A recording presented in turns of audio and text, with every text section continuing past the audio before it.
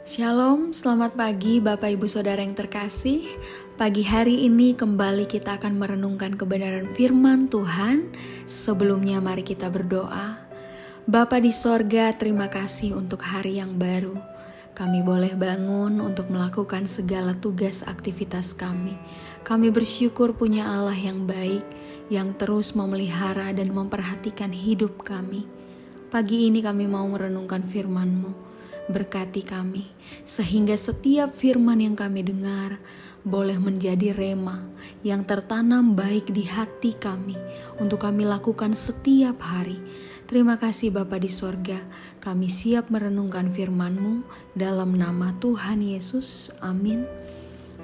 Perenungan kita pagi hari ini terambil dari Markus 9 ayat 17 sampai 27 dengan satu tema yaitu Tolong aku yang tidak percaya ini. Firman Tuhan berbunyi demikian. Kata seorang dari orang banyak itu, Guru, anakku ini kubawa kepadamu, karena ia kerasukan roh yang membisukan dia. Dan setiap kali roh itu menyerang dia, roh itu membantingkannya ke tanah, lalu mulutnya berbusa. Giginya bekertakan dan tubuhnya menjadi kejang. Aku sudah meminta kepada murid-murid-Mu supaya mereka mengusir roh itu, tetapi mereka tidak dapat. Maka kata Yesus kepada mereka, Hai kamu angkatan yang tidak percaya, berapa lama lagi aku harus tinggal di antara kamu? Berapa lama lagi aku harus sabar terhadap kamu? Bawalah anak itu kemari. Lalu mereka membawanya kepadanya. Waktu roh itu melihat Yesus, anak itu segera digoncang-goncangnya, dan anak itu terpelanting ke tanah dan terguling-guling, sedang mulutnya berbusa. Lalu Yesus bertanya kepada ayah anak itu, "Sudah berapa lama ia mengalami ini?" Jawabnya, "Sejak masa kecilnya, dan seringkali roh itu menyeretnya ke dalam api ataupun ke dalam air untuk membinasakannya. Sebab itu, jika engkau dapat berbuat sesuatu, tolonglah kami dan kasihanilah kami." Jawab Yesus, "Katamu jika engkau dapat.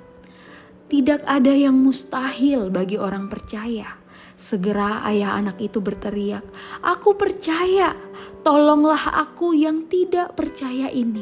Ketika Yesus melihat orang banyak makin datang berkerumun, ia menegur roh jahat itu dengan keras, katanya, "Hai kau, roh yang menyebabkan orang menjadi bisu dan tuli, aku memerintahkan engkau keluarlah daripada anak ini dan jangan memasukinya lagi."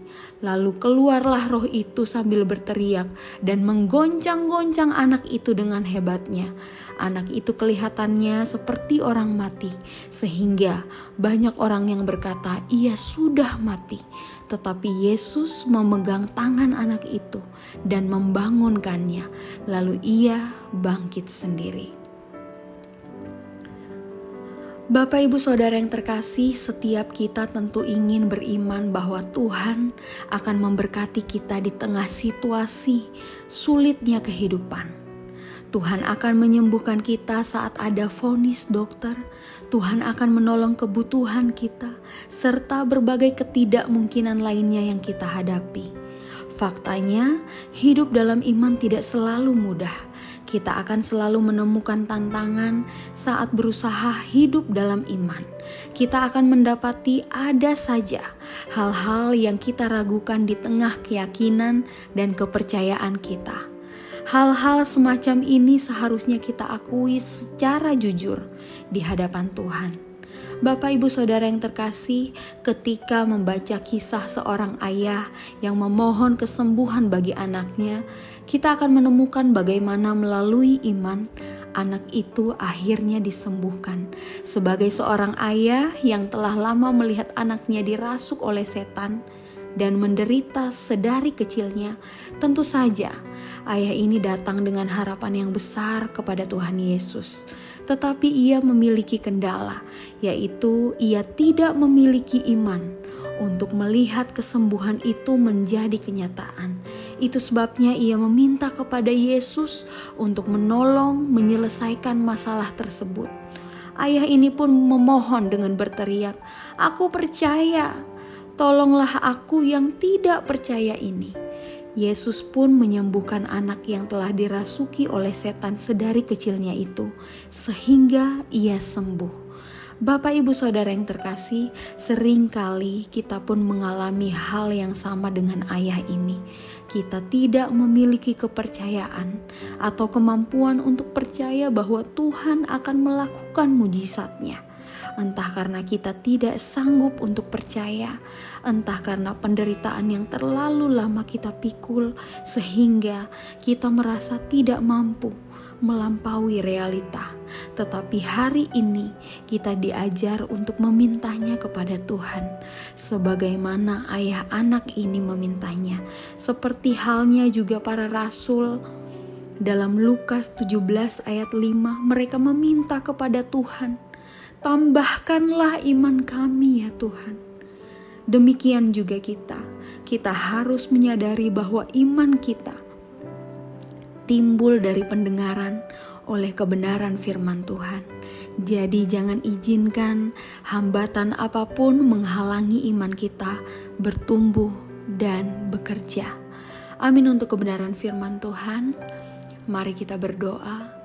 Bapa di sorga, kami bersyukur untuk perenungan singkat hari ini.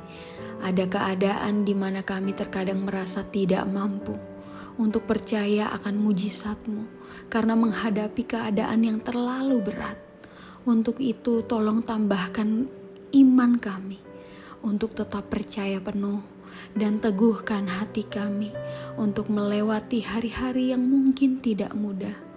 Biarlah hikmat pengertian dan kekuatan dari-Mu memampukan kami menjalani setiap keadaan yang Kau izinkan, hingga pada masanya kami boleh melihat Allah turut bekerja dalam segala keadaan untuk mendatangkan kebaikan bagi yang terus berseru-seru kepadamu.